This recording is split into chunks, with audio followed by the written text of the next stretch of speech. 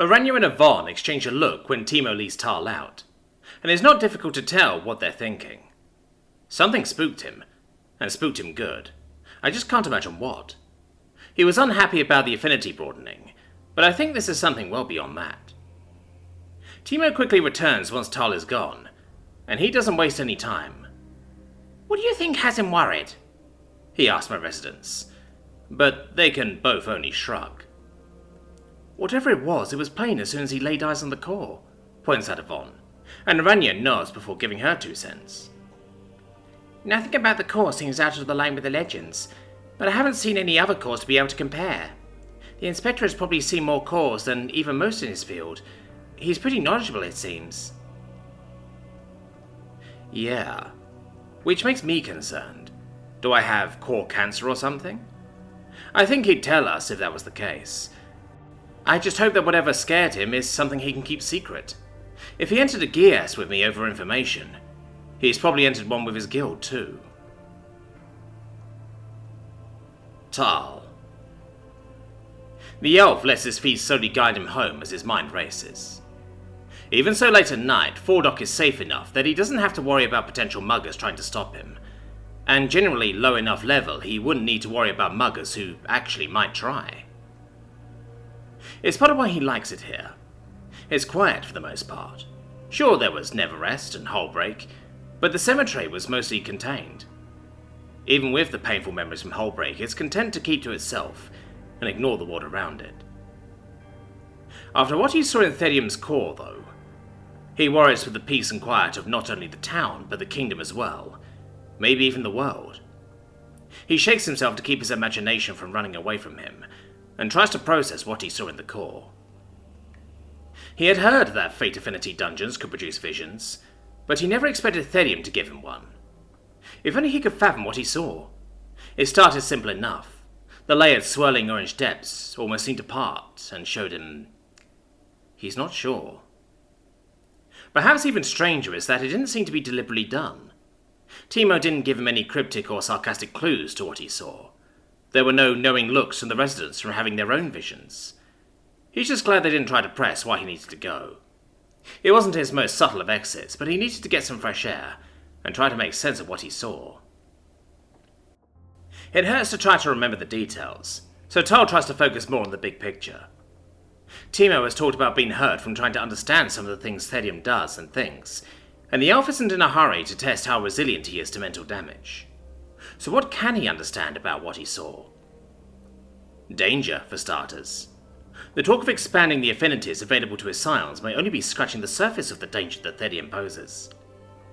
And yet, despite the intense feeling of danger, he gets very little feeling of threat from the dungeon. After all his experience inspecting, he trusts his gut when it splits hairs like that. It was almost the opposite as with Neverrest, come to think of it. The cemetery dungeon always gave off an aura of threat, but very little actual danger to back the threat up, scions aside. His thoughts continue to race as he enters his small home, and his body practically moves on its own as he gets out of his work clothes and into his breeches to sleep. He closes his eyes, trying to get some rest, even as his mind continues to race. Neverrest wanted destruction, but never truly had the power to back it up. So does Therium have that kind of power? It doesn't take him long to admit that, yes, he does. Just the number of scions the dungeon has gives him incredible power, and none of them are slouches when it comes to strength. And that's just the known capabilities. He'll be shocked if the other scions don't have secret levels of power they can tap into like Poe did. Even Timo probably has a few tricks to let him punch well above his level, and that's not even counting the insanity of expanding affinities. He grumbles and tosses in bed. Hopefully maybe he'll find a comfortable enough position to take his mind off of Therium, but he's not too hopeful. He tries a different tactic to get some sleep tonight, and tries to focus more on the mundanity of most of the secret areas in the dungeon. The alchemy lab, while busy, isn't anything for him to get too worked up over. Even with the cryptic remark about the mental transmutation elixir, he's not too worried about it. Petrification is a rare thing, but not outside reason. Curing being metallic should be similar to curing petrification, and that's even assuming Therium would ever use the stuff like that. It seems a bit difficult to manufacture, So even if he did want to fill pitfalls with the liquid, it'll be a long time before he'll have enough to do that, and he doubts Thedium would want a trap like that. The enchanting lab is also something to help ease his mind. Maybe Thedium will stay focused on the counter to life drinking. It'll probably keep him out of trouble for a bit, and if he actually succeeds, that'll be a positive for the world as a whole. He relaxes slightly at that thought, finally letting some of the tension out of his muscles. He can feel his mind finally starting to drift, and he nudges it to Thedium's core itself. If anything will help him sleep, it'll be thinking about the insanity of core composition theory. He chuckles in bed as he thinks about the arguments just about spheres. It couldn't have been a shape that adheres to the theory he agrees about, could he?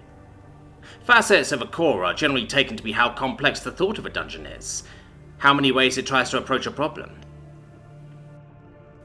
Spheres and eggs and other round shapes are always argued, as some think it means there's only one facet, while others argue they're theoretically infinite facets. Someone once tried to show him the math behind it, but the equation took up an entire wall of chalkboards, and Tal had better things to do with his time. He finally drifts off to sleep as the theories of colours and movement of those colours drift through his mind, and his sleep is deep and dreamless. In the morning he feels much better, and the details of his vision are comfortably muddled. If that's the kind of thing people with fate affinity have to deal with regularly, they can keep it. He goes over his notes as he enjoys the morning air and the rising sun, mentally mapping out what he can and can't put in the report. He's glad nothing clashes with his promises to the guild or to Thedium. Sure, there's dangerous stuff in the dungeon, but that's dungeons. As far as he's concerned, there's no actual threat, so no obligation to play word games to get the guild extra information. His preparations for work are interrupted, however, as he gets close to the guild. Sitting on the sign is a seagull, squawking its little bird brain out. As he looks, curious, he also notices it has a scrap of parchment in its beak too. It eventually notices him noticing it, and gives a louder squawk before dropping the paper and flying off. His instincts tell him there's something odd, and so he spends a few minutes searching for the dropped paper. He gives it a shocked look after reading it, and reads it a few times to make sure he's not misunderstanding. He even takes the time to examine it to make sure it's not just some joke, but everything seems to check out. He briefly considers just destroying the note, but soon sighs and just stuffs it into his pocket and heads inside. He doesn't like Hullbreak Harbour, but he can't bring himself to hate it either. And even if he did, he doesn't bear the dwellers any ill will. If their dungeon really is starting to starve, something will need to be done.